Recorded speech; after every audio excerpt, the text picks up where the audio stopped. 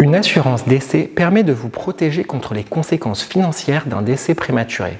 Si malheureusement vous décédez prématurément, alors l'assurance vous versera un capital dont le montant aura été fixé au moment de la souscription. Premièrement, si vous êtes indépendant, alors vous n'êtes pas couvert par la prévoyance de votre entreprise. Et si malheureusement vous décédez prématurément, la sécurité sociale ne vous versera que 8 000 €. Cette somme ne permettra pas à votre famille de maintenir son niveau de vie. Et souscrire une assurance décès est une bonne solution pour protéger vos proches. Avec certains assureurs, le montant du capital décès peut atteindre 1 million €, mais la plupart des assurés choisissent un montant compris entre 3 fois et 8 fois leur revenu annuel. Deuxièmement, vous pouvez souscrire un contrat afin de donner à vos héritiers un capital destiné à régler les frais de succession. C'est particulièrement utile si vous avez une maison de famille pour aider votre famille à payer les droits de succession et leur éviter de devoir vendre la maison. Enfin, une assurance décès peut être utilisée pour prévoir le financement de ses obsèques, mais dans ce cas, un capital compris entre 4 000 et 6 000 € sera suffisant. Chez la plupart des assureurs, vous pouvez souscrire jusqu'à maximum 65 ans, mais cela peut varier entre 55 et 75 ans. Soyez également conscient que la couverture de votre contrat cesse généralement lorsque vous atteignez un âge spécifique, souvent aux alentours de 75-80 ans. La raison est simple. L'objectif principal d'une assurance décès est de protéger votre famille en cas de décès prématuré. Une fois que vous atteignez un certain âge, le concept de décès prématuré n'est plus pertinent. Cependant, jusqu'à l'âge de 80 ans, vous pouvez prendre une assurance décès vie entière ou bien une assurance obsèques qui vous couvriront jusqu'à votre décès.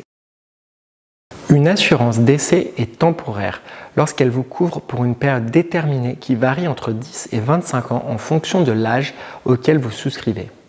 Si le décès ne se réalise pas avant un certain âge compris entre 65 et 80 ans, alors le contrat s'arrête et vos cotisations sont perdues. L'assurance vie entière est un contrat à vie. Vous payez des cotisations tout au long de votre vie. Le contrat ne prend fin que lorsque vous décédez et que le capital est versé par l'assureur à vos bénéficiaires. Au final, la seule différence entre une assurance obsèques en capital et une assurance décès vie entière est que pour l'assurance obsèques, vos ayants droit ont l'obligation d'utiliser les fonds pour financer les obsèques, alors que pour l'assurance décès vie entière, le capital peut être utilisé pour financer d'autres projets. Le prix mensuel que vous payez pour votre assurance décès dépend de plusieurs paramètres.